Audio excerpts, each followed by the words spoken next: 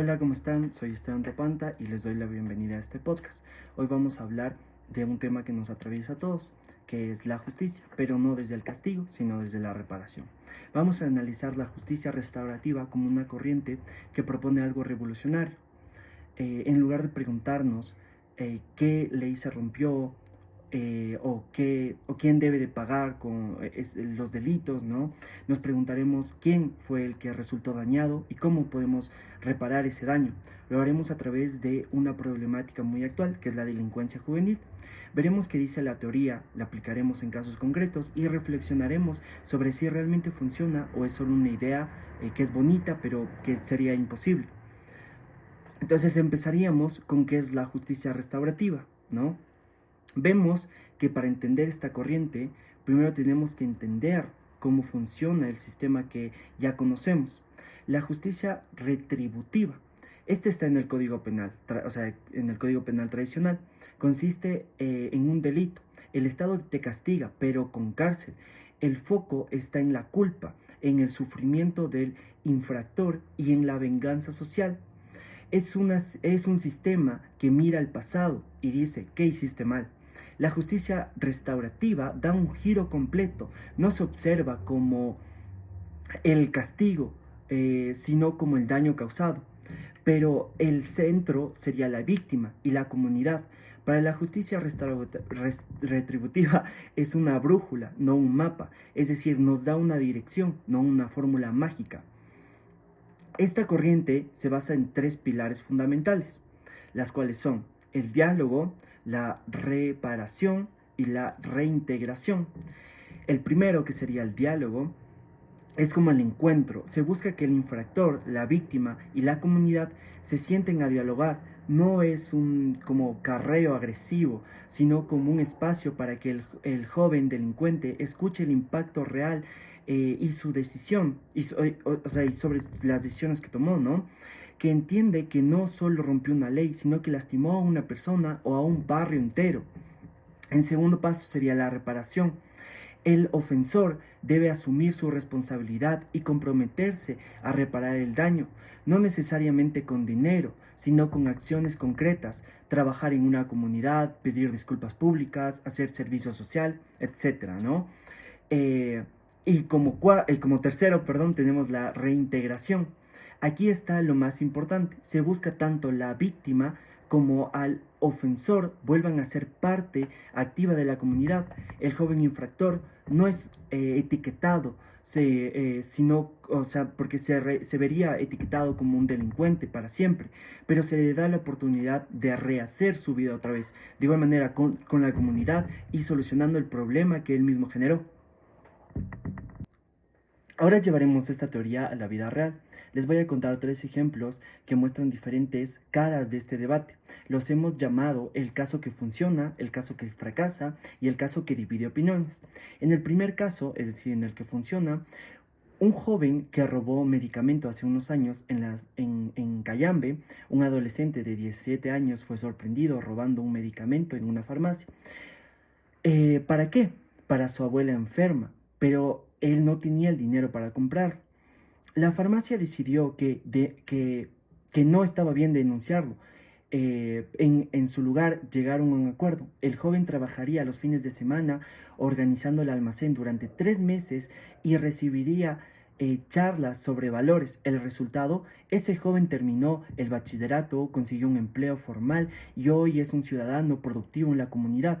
Ganó la víctima, es decir, la farmacia, recuperó su mercancía simbólica y el joven quedó marcado de por vida. Este es el sueño de la justicia restaurativa, pero no siempre es así. Y esto lo veremos en el caso número 2, es decir, el caso que fracasa. ¿Ok? En este caso, en la pandilla del barrio, en otra ciudad, un grupo de jóvenes de entre 15 y 17 años fue capturado por atacar a varias personas con armas blancas. La comunidad pidió mano dura, pero los jueces optaron por enviarlos a un centro de reinserción con trabajo comunitario. ¿Qué pasó? A los 3 meses, 2 de ellos volvieron a delinquir. Las comunidades se sintieron frustradas y traicionadas. en las redes sociales explotó el debate. La justicia restaurativa es el premio para los delincuentes. Esto es impunidad disfrazada de buena intención. Aquí aparece el primer gran problema, la reincidencia. Si el joven no cambia realmente, la restauración se convierte en una farsa. ¿Ok?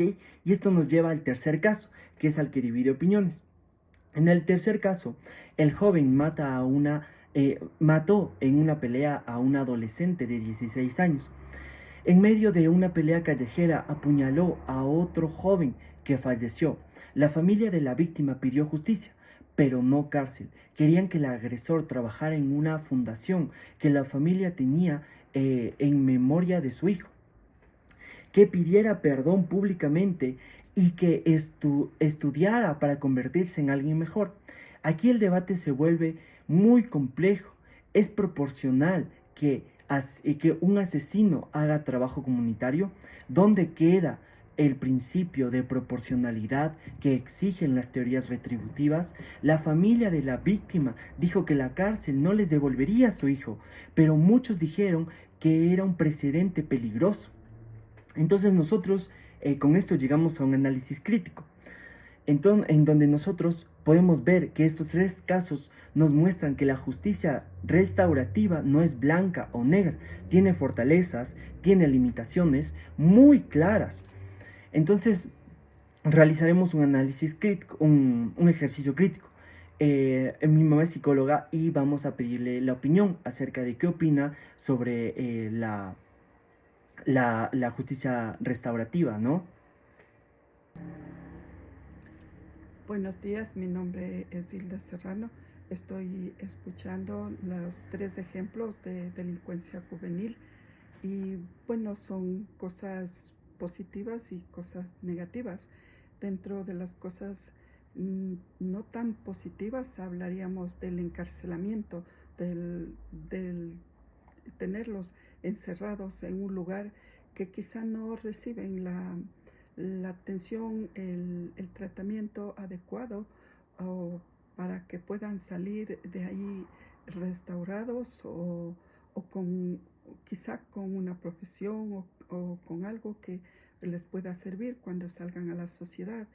Pero la otra parte es si desean la sociedad dentro de la familia, con psicólogos y dentro de los barrios o las comunidades, desean enseñarle lo que es trabajo, lo que es ser responsable, eh, enseñarles las buenas normas de vida y, y acompañarle con un acompañamiento familiar y de profesionales, podemos tener una restauración en ese chico, dándole educación también y por ende una profesión que él pueda desarrollarse en la sociedad.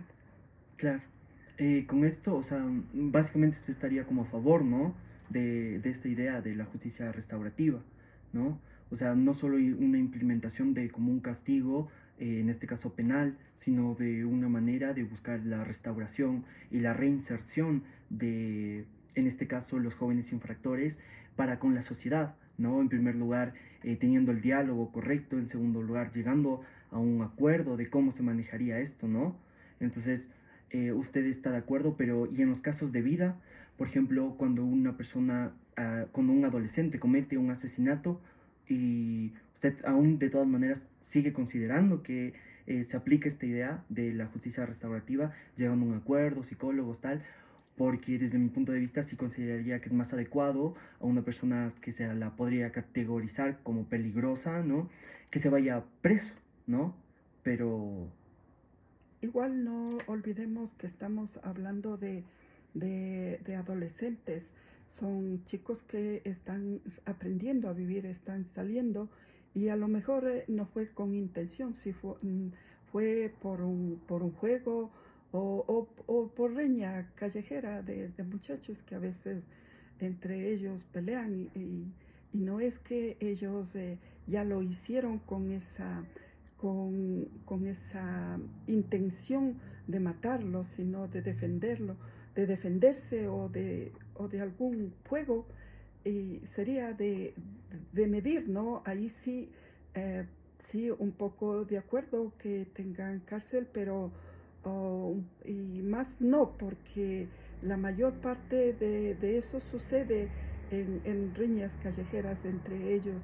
Lo que sí es necesario es una restauración de ellos, o un tratamiento psicológico, un tratamiento médico y más que nada una unión familiar, porque eso viene de las familias, del, de la, mm, del abandono de los padres, De porque tienen que responsabilidad. trabajar y eso, su responsabilidad en el cuidado, porque se ha cambiado mucho hoy en la sociedad. A hoy papá y mamá trabajan y entonces, ¿quién cuida de ellos? Ellos quedan en la calle, en el barrio, y ahí es cuando se suceden estos acontecimientos y por desgracia llegó a morir alguien. eh, yo creo que se Claro, debería. y en el caso de que, por ejemplo, en las cárceles, claro que dan tratamiento psicológico y también dan estudios eh, cuando son adolescentes, dan para que salgan con el título de bachillerato, ¿no? Entonces, sí se estaría aplicando como estas cosas, pero la idea restaurativa se enfoca un poco más en la consecuencia con las familias, ¿no? Por ejemplo, cómo sería o qué consecuencias tendría este adolescente, sí, con la familia, ¿no? Por ejemplo, yo que sé, planteando un ejemplo totalmente hipotético, ¿no? Limpiar la casa de estas otras familias, porque al fin y al cabo les arrebató una vida, ¿no? Entonces, la idea de la justicia retributiva es que se devuelva, ¿no? En este caso, por ejemplo, si es que alguien robó, eh, por ejemplo, de devolverle ese objeto dañado o el dinero del objeto robado, o a su vez, si es que la persona dependía, ¿no?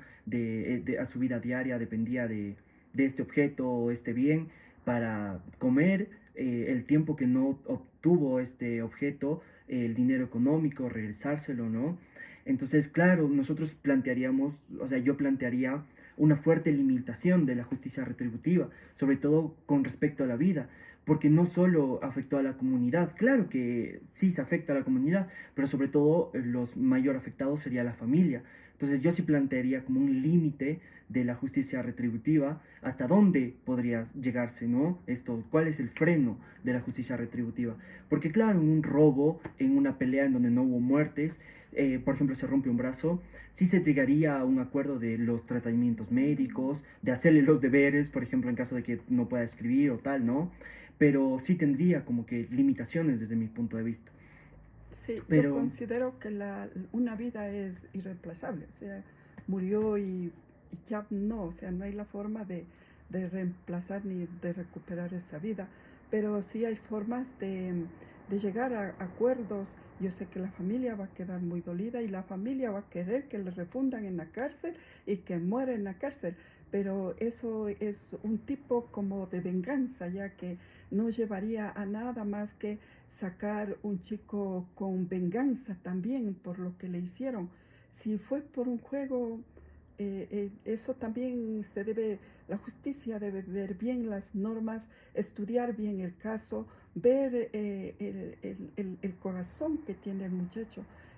Y sí se merece que haya una restauración, que sea tratado psicológicamente, que sea tratado dentro de la familia, dentro de las dos familias, porque la familia que queda afectada va a ser muy difícil en consolar de una manera. Ellos van a querer que se refunde en la cárcel, pero las cosas no pueden solucionarse de esa manera, sino ser más sensibles en el carácter humano y en la restauración de un muchacho. claro, entonces con esas ideas, ¿no? Podemos tener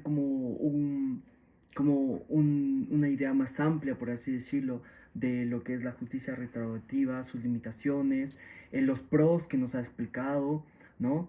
Entonces, eso, muchas gracias por su atención y que tenga un buen día. A la orden.